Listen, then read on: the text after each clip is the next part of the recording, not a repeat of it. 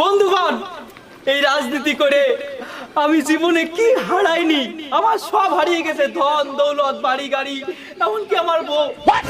দাদা, আপনারা আমার বউরে দেখেছেন? না তো। আসলে ওই পাড়ার ওই কালুয়া আমার বউটারে নিয়ে চলে গেছে।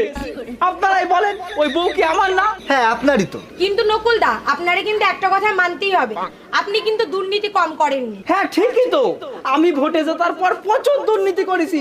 ভোটে জেতার পর মানুষের টাকা মেরে খাইছি। টাকা মারবো নাই বা কেন? ও টাকা তো আমার, বলো আমার না? মাথা মাথা পুরো গেছে নাকি? জনগণের টাকা আপনার? আরে মানলাম জনগণের টাকা আমার না, তা বলি বউটা তো আমার। আমার বউটা কালুয়া কেন নিয়ে যাবে সেবেলা তো বলছো না। আসলে আমি বুঝে গেছি, তোমরাই হচ্ছে আসল বিরোধী।